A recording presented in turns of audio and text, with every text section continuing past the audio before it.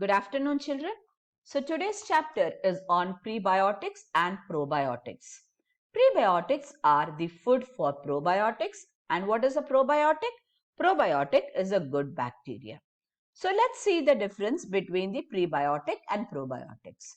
Prebiotics are the fructo and the galacto oligosaccharides, whereas probiotics are specifically bifidobacterium and the lactobacilli. So prebiotics, they indirectly stimulate the growth of probiotics, which are these nice bacteria, the good bacteria. Both pre and probiotics, they support the gut barrier function, they support the GI system, and they help in increasing the immune level of our body. So prebiotics are non-digestible food ingredients. You can see they are present in asparagus, in onion, in garlic, in your chicory roots. So these are ingredients which stimulate the growth of beneficial bacteria in the colon. So for this purpose, they should reach the colon without being degraded or hydrolyzed by any enzymes present in the upper digestive system. So once they reach the colon, they serve as a food substrate for the microflora present in the colon. So finally, when you see the prebiotics, they can reduce the risk of diseases because they help in increasing the immunity of our body. So the common prebiotics are the fructo, galacto, xylo, glyco, and the isomalto oligosaccharides, of which we will be looking in detail the fructo oligosaccharides, also called as the fructons. So here we can see some of the marketed prebiotic and probiotic preparations, and most prebiotics are, I told you, they are non-digestible oligosaccharides which are synthesized from the plants, and they can be recovered from the plants by extraction followed by an enzymatic hydrolysis, or they can be also synthesized by from the mono or the disaccharides. Okay, so they are basically a polysaccharides in the plants which can be broken down into oligosaccharides, or you can synthesize them by joining many units of mono or disaccharides. So these are fibers, or these are special form, you can say special form of dietary fibers which are not affected by heat, by acid, or by time, and hence they have a wide range of health benefits. So let's see what are these fructo-oligosaccharides or fructons. Fructons are polymers of fructose units, and they all have a terminal glucose residue. They all have a terminal glucose residue. They are present not only in the plants, but they are also present in the microbes. They are in the bacteria. These fructons, they are used, act as a protective layer surrounding the cell, and they are also used for storage of energy in case of the bacteria. Now, classification of fructans. Fructans are divided into three types, that is the Levan type, the inulin type, and the Neo series fructans. Levan type are the beta 2,6 linkages. The inulin type are the beta 2,1 linkages. The Neo series 1 contain the mixed type, that is they have both the Levan type as well as the inulin type. All these types, whether they are Levan, inulin, or the Neo series type, they have to have a terminal glucose residue. They should have a terminal glucose residue. We will see further the chemistry of this, but before that, let's know that the Levan type is present in bacteria and monocot plants, and one example is onion, Allium sativum family Liliaceae, and the inulin type is present in the dicot plant. Then one example are the tubers of the Sycorium intybus family Asteraceae. The final or the single, the monomer unit of the Levan type is called as the 6-castose because of the linkage 6, and the inulin monomer is called as the 1-castose because of this linkage 1. So let's see this chemistry. You can see over here, these are the fructose units, and they have, this is your terminal glucose residue. So as I told you, these are the oligosaccharides of fructose units which have a terminal glucose residue which is linked by the 1,2 position. So here we have the Levant type. In the Levant type, we have the 2,6 linkage.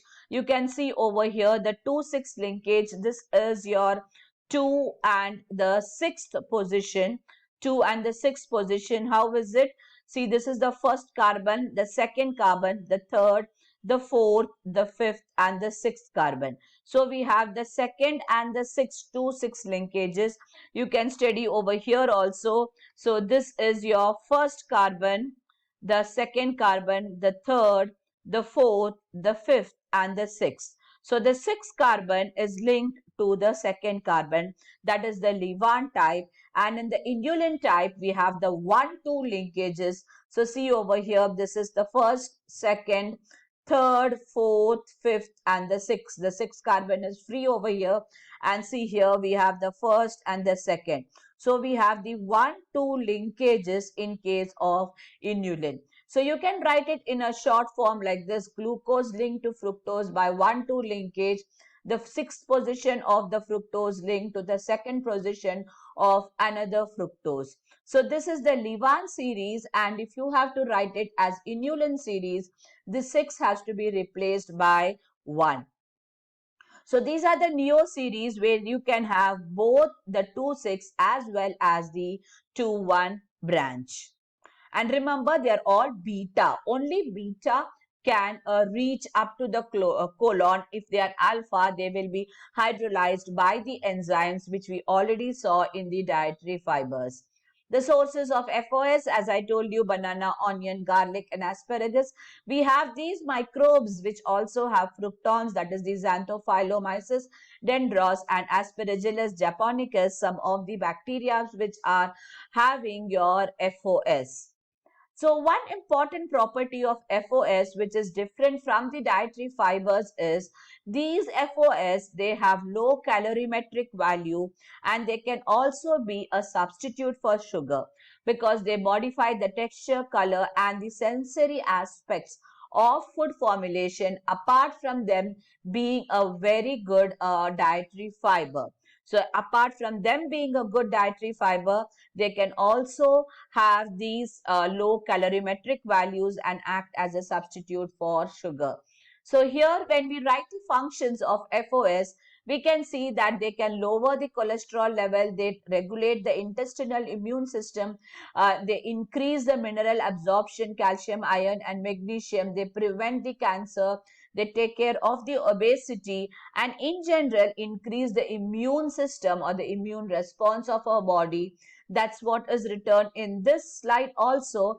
And one more thing which gets added over here is the metabolism, or when FOS ferments in the human colon, they get converted into lactates and short chain fatty acids, that is your acetates, butyrates and propionates, which actually promote the growth of good bacteria and thus it takes care of the immunity of our body.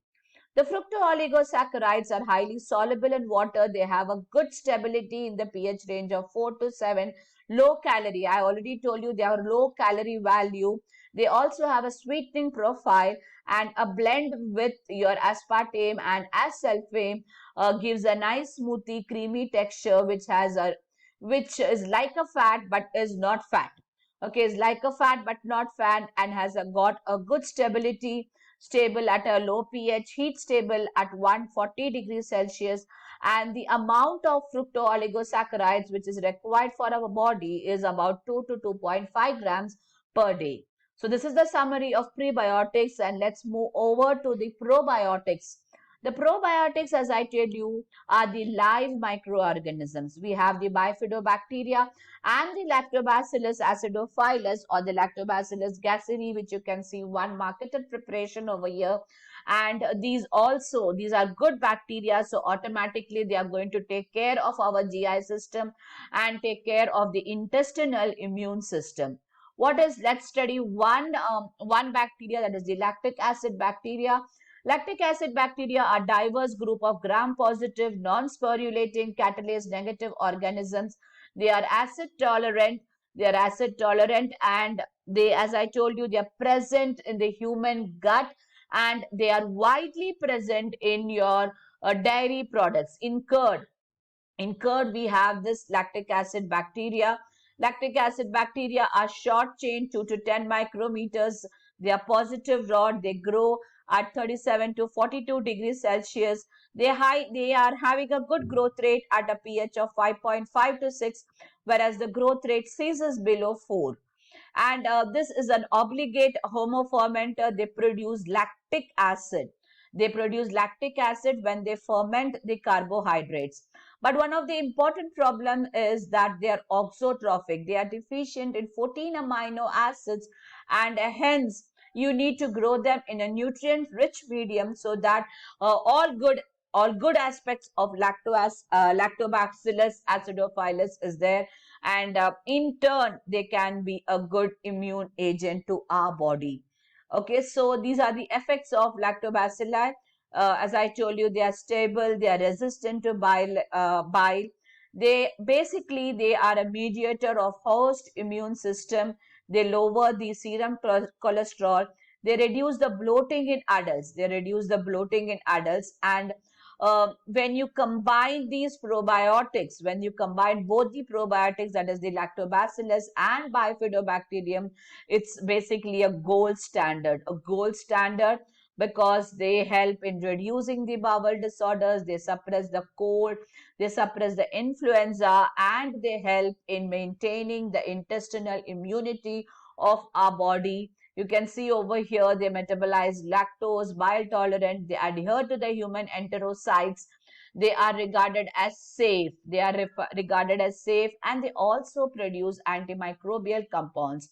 So hence we say Lactobacillus acidophilus is a very good probiotic, and we have the prebiotics. Remember, prebiotics are the food for the growth of probiotics.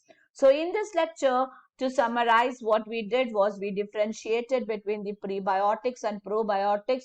Prebiotics, food for probiotics, and the probiotics are in general the bacteria themselves, and both of them are required to maintain our intestinal immune system. They help in the growth of good bacteria. They lower the cholesterol. They get attached to the human enterocytes, and they also produce good antimicrobial compounds, and thus take care of the colonic cancer also.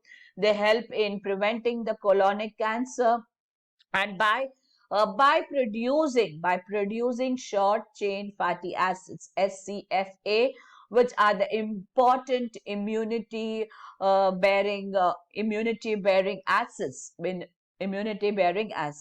so we also studied the occurrence and uses, and that's how we can summarize this chapter. Thank you so much.